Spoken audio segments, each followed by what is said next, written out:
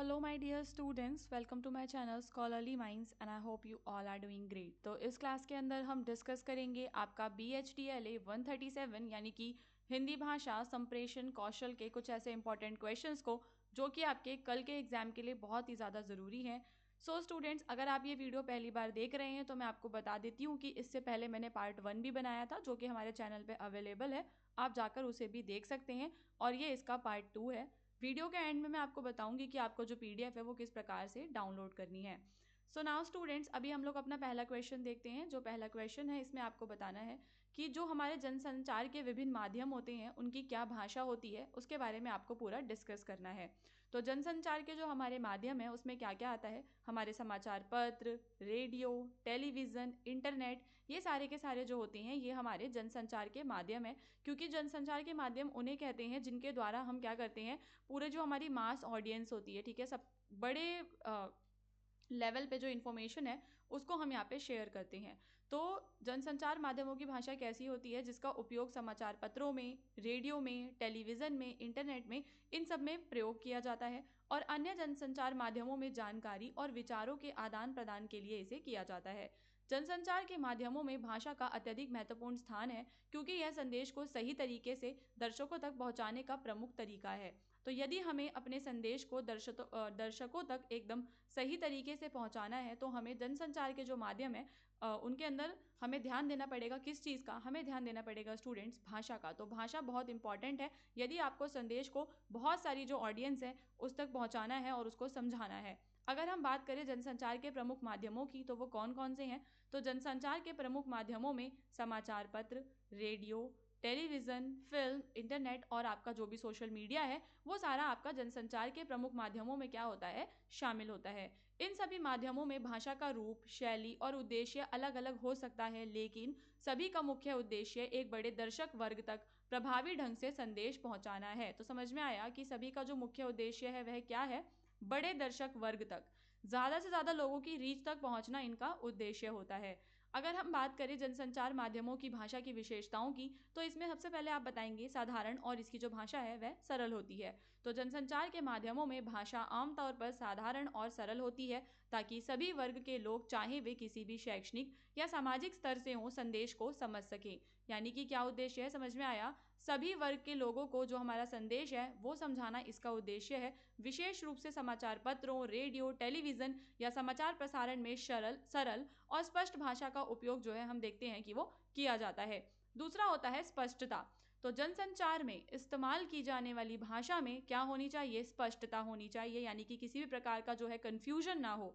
संदेश को बिना किसी भ्रांति या अस्पष्टता के प्रस्तुत किया जाता है। उदाहरण के लिए समाचार रिपोर्ट या विज्ञापन को इस तरह से प्रस्तुत किया जाता है कि दर्शक या श्रोता तुरंत उसको समझ सके। तो हमेशा जब भी हम देखते हैं जो एड्स आती हैं टीवी के अंदर, विज्ञापन आते हैं, वो कैसे होते हैं? उसमें ऐसा रहता है कि आपको तुरंत समझ में आ जाएगा, वहां पर एकदम स्पष्टता होगी। जो भी वो संदेश देना चाहते हैं वो संदेश कैसा होगा? आपका स्पष्ट होगा।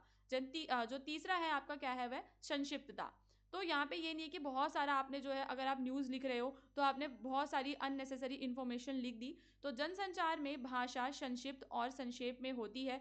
समय की कमी और व्यापक दर्शकों की विविधता को ध्यान में रखते हुए संदेश को संक्षिप्त तरीके से प्रस्तुत किया जाता है। ठीक है, तो यहाँ पर किस चीज़ का ध्यान रखा जाता है? जनता का, कि जो संदेश है वो किस जनता, किन दर्शकों को पहुँचाया जा रहा है, और उन दर्शकों की जो विविधता है उसका भी यहाँ पे ध्यान रखना है। क्योंकि विभिन्न प्रकार की जो ऑडियंस है वो एक ही ऐड को देखेगी, एक ही संदेश को पढ़ेगी। तो वो संदेश कैसा होना चाहिए? संक्षिप्त तरीके से प्रस्तुत किया जाना चाहिए। विशेषकर रेडियो, टेलीविज़न या सोशल मीडिया में यह आवश्यक होता है। 3 हो गए आपके। फिर चौथा क्या है? प्रभावी और आकर्षक। तो जनसंचार की भाषा को आकर्षक और प्रभावी बनाना जरूरी होता है ताकि वह श्रोता या दर्शक का ध्यान आकर्षित कर सके। तो अगर हमें श्रोता का या फिर दर्शकों का जो ध्यान है वो आकर्षित करना है तो हमें क्या करना पड़ेगा? जनसंचार की जो भाषा है उसे आकर्षक और क्या करना पड़ेगा? प्रभावी बनाना होगा। खास तौर पर विज्ञापनों और राजनीतिक संदेशों में भाषा का प्रभावी रूप देखने को मिलता है जिसमें भावनात्मक अपील होती है। उदाहरण के लिए विज्ञापनों में अतिशयोक्तिपूर्ण भाषा और आकर्षक शब्दों का इस्तेमाल होता है। ठीक है, कैसी भाषा का इस्तेमाल होता है विज्ञापनों में? अतिशयोक्तिपूर्ण भाषा। ठीक है, जरूरत से ज्यादा बता दिया होता है, किसी चीज की कुछ ज्यादा ही तारीफ कर दी गई होती है। और जो शब्द होते हैं वो कैसे होते हैं, आकर्षक होते हैं, अट्रैक्ट करने वाले होते हैं, ऐसा हम विज्ञापनों में देखते हैं। अब एक और नई भाषा आई है जिसको हम तकनीकी भाषा कहते हैं। तो इंटरनेट और सोशल मीडिया के प्रभाव के कारण जनसंचार की भाषा में तकनीकी शब्दावली का भी समावेश हुआ है। विशेष रूप से इंटरनेट और सोशल मीडिया में हिप और ट्रेंडी जो शब्द हैं, स्लैंग्स जो हैं, उनका यूज़ किया जाता है, जैसे कि OMG, लॉल, ये सारे जो शब्द हैं ये यूज़ किए जाते हैं।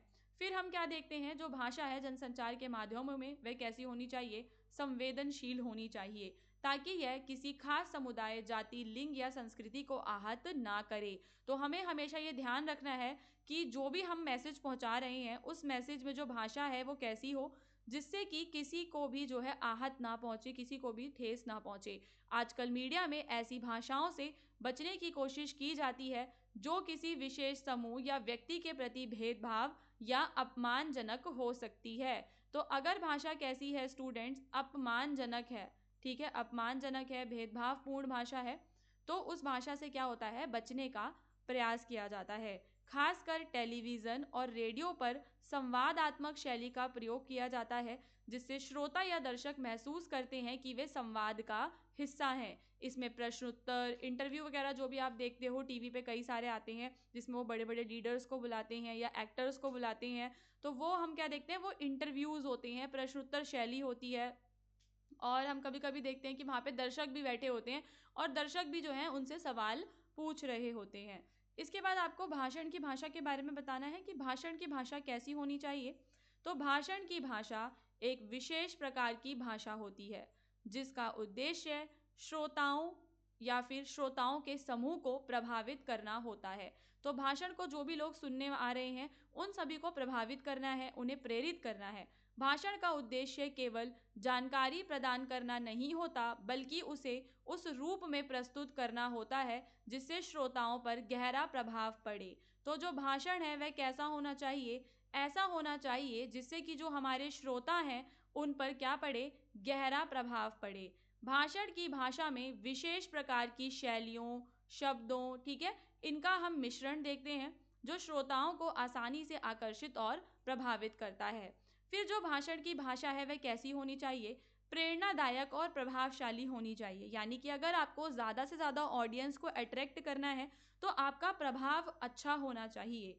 यह श्रोताओं को एक उद्देश्य या विचार के प्रति जागरूक करने और उसे अपनाने के लिए प्रेरित करने का प्रयास करती है। उदाहरण के लिए एक नेता का भाषण जनता को जागरूक करने के उद्देश्य से होता है, ठीक है, जो नेता है उसका जो भाषण है उसके पीछे उस नेता का क्या उद्देश्य होता है कि उसे जनता को क्या करना है स्टूडेंट्स, जागरूक करना है। तो वह अपनी भाषा का चयन इस प्रकार करता है कि लोग उसके संदेश को समझें और उस पर कार्य करें। ठीक है, तो नेता को जब अपना संदेश देना है तो उसकी भाषण की भाषा कैसी होनी चाहिए, प्रभावशाली और प्रेरणादायक होनी चाहिए।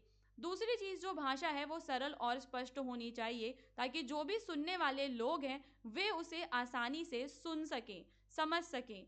अगर आपने जटिल शब्दों का प्रयोग किया तो फिर वो जो है ज़्यादा ऑडियंस को समझ में नहीं आएगा और संप्रेषण में जो है एक प्रकार से आप क्या देखेंगे, बाधा आ जाएगी। तो इसका अर्थ है कि श्रोता को भाषण के दौरान कोई भ्रम नहीं होना चाहिए। उदाहरण के लिए गांधी जी के भाषण में हमेशा सरल भाषा का प्रयोग हुआ जिससे उनके संदेश को हर वर्ग का जो व्यक्ति है वह समझ सकता है। फिर हम देखते हैं भाषण की जो भाषा है उसमें भावनाएं जो होती हैं, भावनाओं का जो स्थान है स्टूडेंट्स वो प्रमुख होता है। श्रोता को मानसिक, भावनात्मक रूप से जोड़ने के लिए भाषणकार भावनाओं जैसे कि उत्साह, सहानुभूति, गुस्सा, प्रेरणा, इन सब चीज़ों का वो यूज़ करते हैं। श्रोताओं की मानसिक स्थिति को वो प्रभावित करते हैं जिससे वह भाषण में कहे गए संदेश के साथ जुड़ते हैं। फिर भाषण की भाषा जो है केवल शब्दों तक नहीं, आपको जो उच्चारण है उस पर भी ध्यान देना होगा, ठीक है।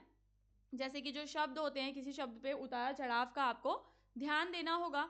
उदाहरण के लिए किसी उत्साहजनक विषय पर भाषण में तेज और ऊर्जावान आवाज का प्रयोग होता है, जबकि जब हम देखते हैं कि संवेदनशील या गंभीर विषय है तो जो आपके स्वर हैं वो भी धीमे और गंभीर हो जाने चाहिए। तो ये भाषण की भाषा होती है। इसके बाद आपका अगला क्वेश्चन है, समाचार लेखन के महत्वपूर्ण बिंदु कौन कौन से हैं।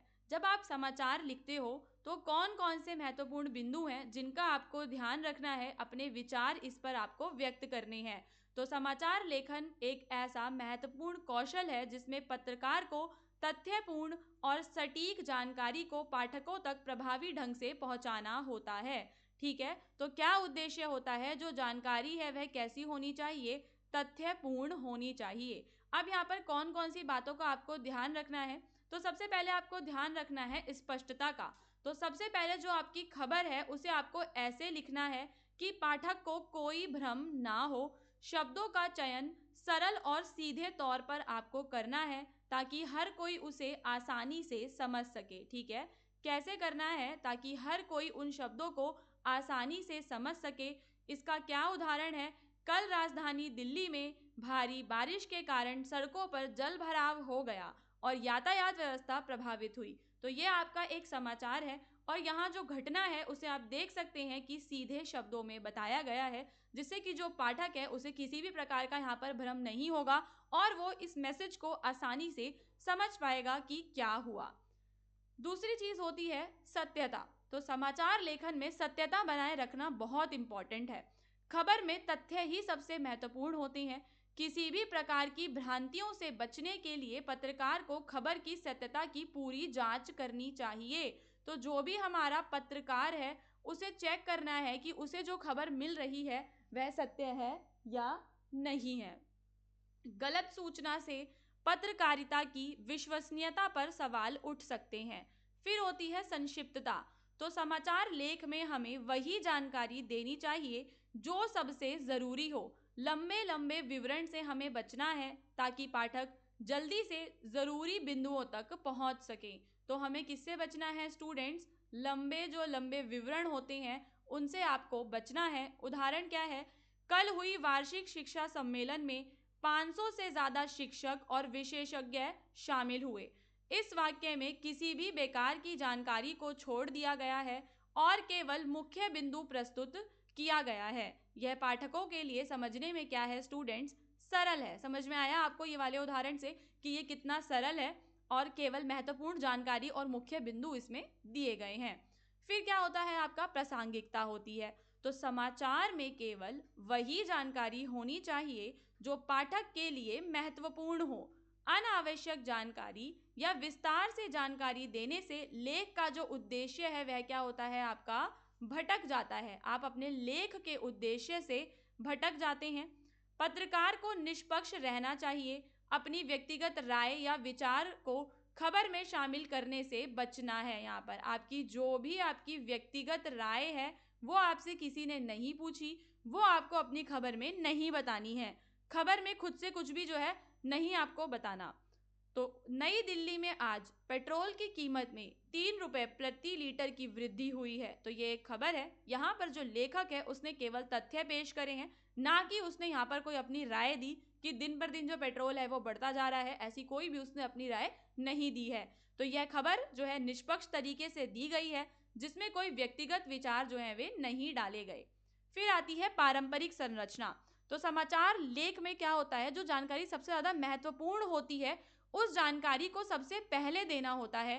फिर धीरे धीरे जो कम महत्वपूर्ण बातें होती हैं वो बतानी होती हैं। सबसे पहले आपको महत्वपूर्ण बातें बतानी होती हैं।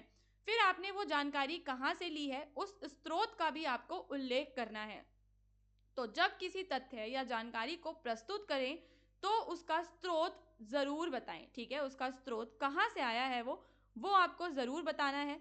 यह खबर को विश्वसनीय बनाता है और पाठक को विश्वास दिलाता है कि यह जानकारी सही है।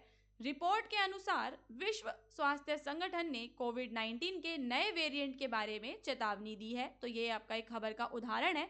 तो यहाँ पर हमने बता दिया किसके बारे में, WHO के बारे में, जिससे हमने स्रोत का उल्लेख किया, जिससे खबर की जो विश्वसनीयता है वह क्या है, हमारी बढ़ गई है। तो इन बिंदुओं पर ध्यान देने से एक पत्रकार ने न केवल सटीक और सजीव समाचार वह लिख सकता है, बल्कि अपने पाठकों के बीच जो है भरोसा भी उसका अब बन गया। तो समझ में आ गए आपको सारे पॉइंट कि कौन कौन से पॉइंट्स हैं जो आपको खबर लिखते वक्त ध्यान में रखने हैं। इसके बाद होता है आपका वाद विवाद और वार्तालाप।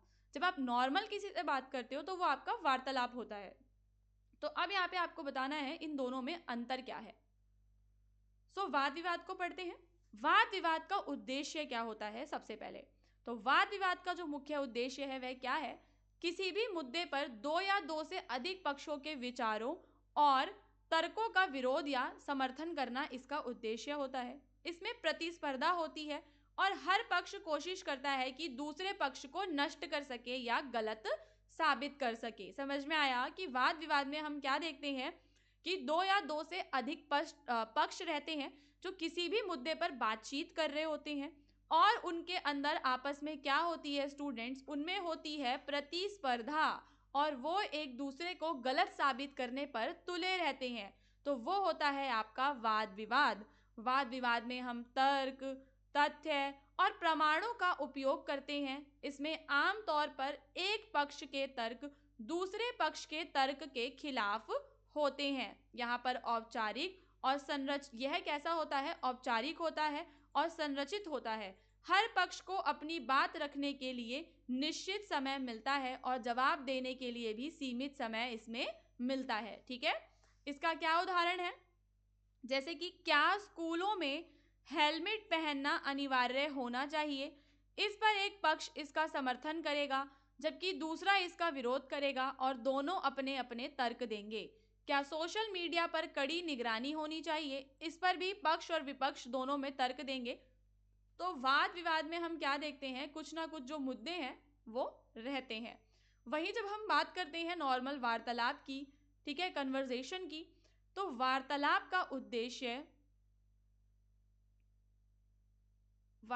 का उद्देश्य जानकारी का आदान प्रदान, रिश्ते को मजबूत करना और एक दूसरे के विचारों को समझना होता है।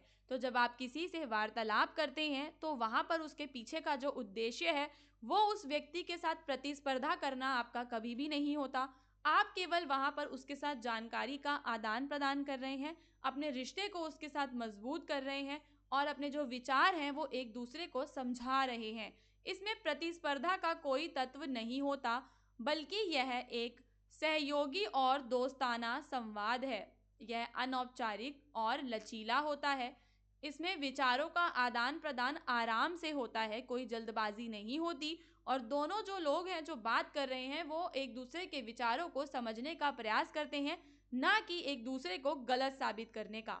तो वार्तालाप में किसी प्रकार का समय या संरचना की पाबंदी नहीं होती। यह सहज और स्वाभाविक रूप से चलता है। इसमें हंसी मजाक, व्यक्तिगत अनुभव और छोटी छोटी बातें भी जो हैं वो शामिल हो सकती हैं, जैसे कि नॉर्मली किसी से पूछना कि तुमने इस हफ्ते क्या किया, तुम्हारा नया काम कैसा चल रहा है। इस प्रकार के जो सवाल हैं ये सारे आपके वार्तालाप का हिस्सा होते हैं। तो वाद विवाद और वार्तालाप दोनों संवाद के महत्वपूर्ण रूप हैं, लेकिन उनका उद्देश्य और तरीका अलग अलग होता है। वाद विवाद में तर्क और प्रमाणों का महत्व होता है, जबकि वार्तालाप में व्यक्तित्व और भावनाएं और संबंध बनाना प्रमुख होता है। ठीक है स्टूडेंट्स, अभी मैं आपको बताती हूँ कि आपको इसका पीडीएफ कैसे डाउनलोड करना है। तो उसके लिए आपको जाना है हमारी वेबसाइट पर, जिसका नाम है हिंदुस्तान नॉलेज। जब आप इसको सिंपली गूगल पे सर्च करेंगे तो फर्स्ट वेबसाइट आपको हमारी वेबसाइट मिल जाएगी। उसके अलावा मैं आपको यहाँ पे और एक इन्फॉर्मेशन ये प्रोवाइड करना चाहती हूँ कि हमारे चैनल पे आपके जो भी असाइनमेंट्स होते हैं वो भी अवेलेबल हैं एंड असाइनमेंट के जो वीडियोस हैं, आने वाले जो आपके असाइनमेंट्स हैं वो सारे के सारे आपको हमारे चैनल पे मिलेंगे।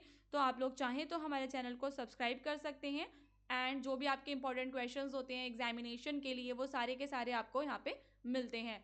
आपको पीडीएफ को डाउनलोड करने के लिए वेबसाइट पे जाना है। वहाँ पे आपको एक आर्टिकल मिल जाएगा जो कि आर्टिकल है आपका BHDLA 137 का।